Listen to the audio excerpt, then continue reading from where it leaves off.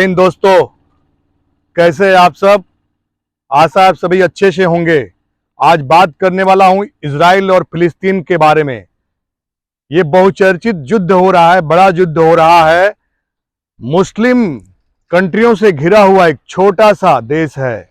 हमारे भारत के मणिपुर इतना बड़ा देश है इजराइल, और इजराइल से 57 मुस्लिम देश परेशान रहते हैं। इजराइल के लोग अपने पार्क के अंदर एक जश्न मना रहे थे, एक धार्मिक कोई जश्न मना रहे थे। ऐसे में फिलिस्तीन के जो हमास के आतंकी हैं, वो पैराशूट से आते हैं और स्वचालित बंदूकों से जो लोग बेगुनाह थे, बेकसूर थे, उनके ऊपर सीधा सीधा फायरिंग झोंक देते हैं। जरा सोचिए वो मंजर कैसा रहा होगा कि जब आपके ऊपर अचानक हमला किया जाता है और आप समझ नहीं पाते हैं, संभल नहीं पाते हैं, आपके पास कोई ऑप्शन नहीं होता है।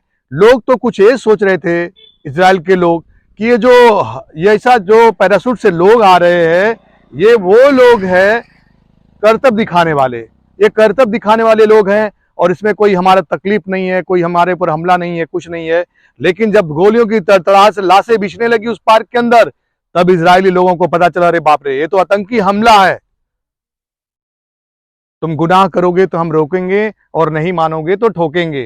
इजराइल ऐसा देश है, सैनिक संपन्न देश है, वो हथियार पर और सैनिकों पर सबसे अधिक खर्चा करने वाला देश है। ऐसे में कैसे बर्दाश्त कर सकता है।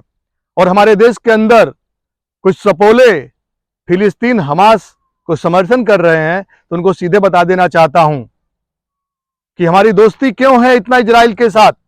प्रधानमंत्री मोदी जी क्यों सपोर्ट कर रहे हैं इजराइल को? इसलिए कर रहे हैं, जब 1999 में पाकिस्तानी आतंकवादी कारगिल युद्ध पे कारगिल में आ गए थे और बंकर बना करके छुप गए थे पहाड़ों के ऊपर, तो हमारी सेना उस तरह से प्रिपेयर्ड नहीं थी। देने का काम किसने किया था? इजराइल ने किया था। और सीधा वहां इजराइल के प्रधानमंत्री जी ने फोन किया था हमारे अटल जी को कि आपको इस युद्ध हारना नहीं है, हम आपके साथ खड़े हैं, आपको हम हथियार देंगे। और वो विमानों के ऊपर लेजर बम को लगाया गया और बंकरों को ध्वस्त किया गया था, तब जाके हम कारगिल को जीते थे। इजराइल डरता नहीं है किसी से। इतना होने के बाद भी इजराइल सपोर्ट किया भारत को। उसमें जब अलग थलग पड़ गए थे तो इजराइल भारत के साथ खड़ा हुआ, छोटा भाई बन के काम किया। तो ऐसे में इजराइल का समर्थन नहीं करेंगे तो किसका समर्थन करेगा देश? और देश के अंदर जो हमास का समर्थन कर रहे हैं, इन सपोले से कहना चाहता हूं कि जब कारगिल युद्ध में जब हमारा इजराइल हमको सपोर्ट किया है, तो तुम लोगों को ये सब करके ठीक नहीं कर रहे हो तुम लोग। और सरकार को ऐसे लोगों पर कड़ी कार्रवाई करने की आवश्यकता है, ताकि ऐसी घटनाओं की पुनरावृत्ति नहीं हो। जब देश में बम ब्लास्ट होता है, तब ये लोग कहाँ रहते हैं? किस बिल में छुपे रहते हैं? क्यों नहीं सामने आकर के बोलते हैं? क्यों नहीं विरोध प्रदर्शन करते हैं? तब तो ये मौन होकर समर्थन करते हैं आतंकियों का। आज भी आतंकियों का ही समर्थन कर रहे हैं। हमास ने युद्ध छेड़ा है, हमास के आतंकी ने शुरुआत किया है, तो इजराइल इसको खत्म करने का हुनर जानता है, सपोलों का फन कुचलने का हुनर जानता है। तो ऐसे में पूरा भारत स्टैंड विथ इजराइल के साथ खड़ा है और मजबूती के साथ खड़ा है। और देश के अंदर जो देश के गद्दार हैं, वही लोग पाकिस्तान को समर्थन करेंगे, वही लोग हमास वाले आतंकवादियों को समर्थन करेंगे। हम इसका कड़ा विरोध करते हैं और मुंहतोड़ जवाब इनको मिलता जाएगा। भारत सरकार के खिलाफ जो लोग ऐसा प्रोपगंडा चलाएंगे, हमास के लिए प्रदर्शन करेंगे, उन पे कड़क कानूनी कार्रवाई होगी, इतना आपसे बता दूं। क्योंकि कारगिल युद्ध जो हम जीते थे, उसमें इजराइल का बहुत बड़ा हाथ था।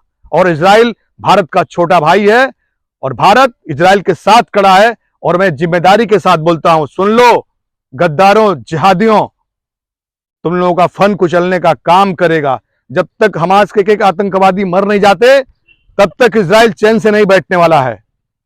फिर नए वीडियो के साथ आपके साथ मिलेंगे। मैं राष्ट्र और धर्म की बात करता हूं, मुझे सपोर्ट करने वाले बहुत कम रहते हैं, लेकिन मैं आपसे एक ही आग्रह करता हूं कि सपोर्ट कीजिए। आज योगी और मोदी जी को गाली देने वाले मिलियन में व्यू लेते हैं, सब्सक्राइबर लेते हैं, लेकिन मैं मोदी, योगी और धर्म के प्रति बात करता हूं तो आपको लाइक करने से आपके हाथ कांपते हैं। तो डरिए मत, बने रहिए हमारे साथ। जब भी कोई अपडेट आएगा इजराइल के लिए, फिलिस्तीन के लिए, हम आपके बीच में लेके आएंगे। जय हिंद, जय भारत।